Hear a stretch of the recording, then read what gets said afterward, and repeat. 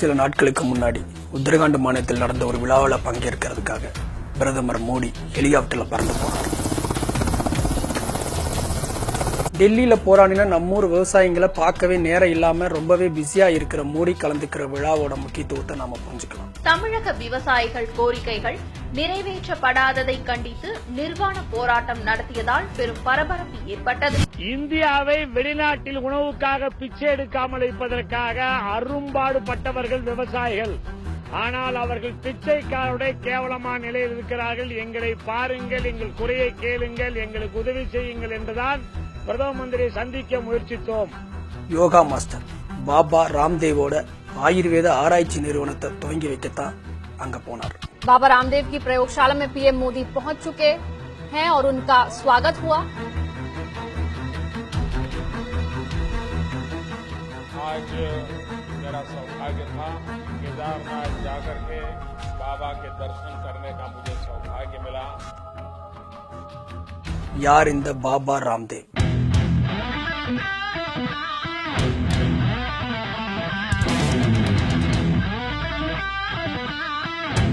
யோகா கத்துத்தர்றங்கிற பேர்ல இவர் பண்ற கலாட்டாவும் காமெடியும் ரொம்பவே ஃபேமஸ்.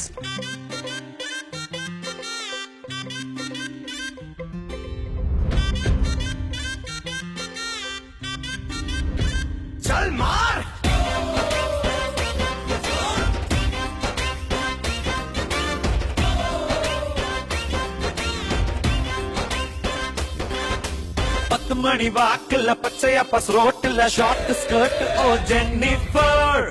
இன்னைக்கு அதையெல்லாம் தாண்டி இந்த ராம்தேவோட பதஞ்சலி ப்ராடக்ட்ஸ் நாடு முழுவதும் பிரபலமாயிட்டு வருது.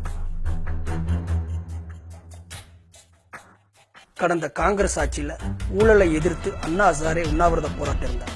அந்த போராட்டம் மோடிக்கு ஆதரவா மடை மாற்றி விடப்பட்டுச்சு. அதுல பெரும்பங்கு வகித்தவர் இந்த ராம்தேவ்.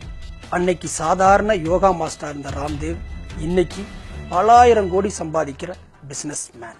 इसलिए हमने तैयार किया है पतंजलि अपनाइए प्राकृतिक सौंदर्य पाई.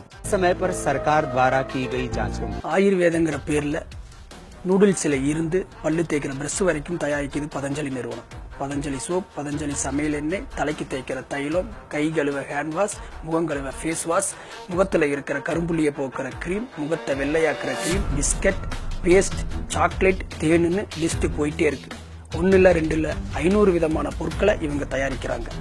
இந்த வீடியோவை நீங்க பார்த்துட்டு இருக்கிற இந்த நேரத்துல கூட ராம்தேவ் புதுசா ஒன்னு தயாரிச்சு மார்க்கெட் பண்ணிட்டு இருப்பாரு.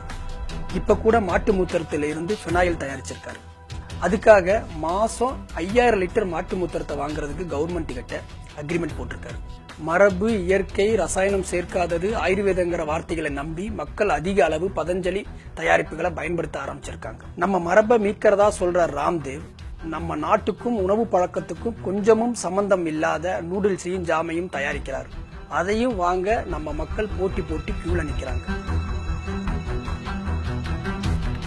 பதஞ்சலி நிறுவனத்தால ஆயுர்வேத முறையில தயாரிக்கப்பட்ட Patanjali cellphone, Patanjali selfie stick, Patanjali ஆணுரை, பதஞ்சலி ஜட்டி பணியில் வந்தா கூட ஆச்சரியப்பட முடியாது. பதஞ்சலி நிறுவனத்தோட சிஇஓ பாலகிருஷ்ணன் இந்தியாவில் இருக்கிற பணக்காரர்களில் ஒருவர். இவரோட சொத்து மதிப்பு 16,000 கோடி. அப்படின்னா ராம்தேவோட சொத்து எவ்வளவு இருக்குன்னு கணக்கு போட்டு பார்த்துக்கோ. பதஞ்சலி நிறுவனத்தோட வருமானத்துக்கு வருமான வரியே கட்ட வேண்டியது இல்லைன்னு நம்ம நாட்டோட வருமான வரி தீர்ப்பாயம் அறிவிச்சிருக்கு. ராம்தேவ் எவ்வளவு வேணா சம்பாதிக்கலாம், வருமான வரி கட்டவே வேண்டியது இல்லை. குழந்தை பேர் இல்லாத தம்பதிகள் கருத்தரிக்க உதவிடும்னு ராம்தேவ் விளம்பரப்படுத்துற புத்திர ஜீவிக்குங்கிற மருந்து தரமற்றது, தடை செய்யப்படணும்னு உத்தரகாண்ட் நீதிமன்றம் அறிவிச்சிருக்கு. அது மட்டும் இல்ல, பதஞ்சலி உணவுப் பொருட்களுக்கு மத்திய அரசின் உணவு பாதுகாப்பு தர கட்டுப்பாட்டு மையம் அனுமதி வழங்கவே இல்லை. வேறொரு நிறுவனத்திடமிருந்து தேனை வாங்கி அதன் மேல பதஞ்சலி ஸ்டிக்கரை ஒட்டி விற்பனைக்கு விடுறாங்க. தேன் மட்டும் இல்ல, பதஞ்சலியோட பல பொருட்கள் இந்த மாதிரி தான் விற்பனைக்கு வருது. இதை குறிப்பிட்டு ஹரித்வார் நீதிமன்றம் பதஞ்சலிக்கு கண்டனம் தெரிவிச்சிருக்கு. நம்ம நாட்டோட ராணுவ வீரர்களுக்கு மானிய விலையில பொருட்களை விற்பனை செய்யற கேண்டீன்ல பதஞ்சலி நெல்லிச்சாருக்கு தடை விதிக்கப்பட்டிருக்கு. இவ்வளவு நடந்தும் இந்த அரசாங்கம் பதஞ்சலிக்கு எதிராக எந்த நடவடிக்கையும் எடுக்கவில்லை. அந்த பொருட்களை ஆய்வுக்கு உட்படுத்தவும் இல்லை. பிரதமருக்கு மிகவும் நெருக்கமான ராம்தேவை யார்தான் கேள்வி கேட்க முடியும்?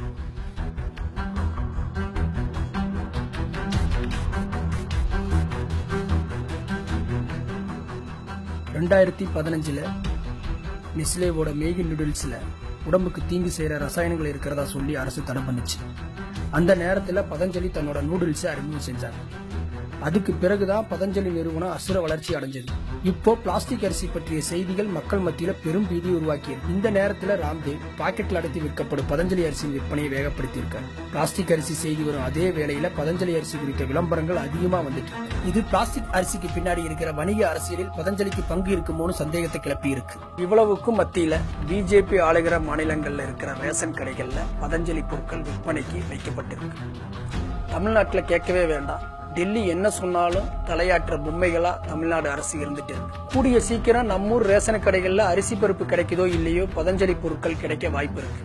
வெறும் பச்சை வேட்டி கட்டிக்கொண்டு நாம் என்ன சாப்பிட வேண்டும், எதை சாப்பிட்டால் ஆரோக்கியமாக இருக்கலாம் என்று வாழ்நாள் முழுக்க பேசி வந்த நம்மாழ்வாரை கண்டுகொள்ளாத இச்சமூகத்தில் இப்படியான அவலங்கள் அரங்கேறத்தான் செய்யும். சிந்திக்க வேண்டிய தருணம் இது.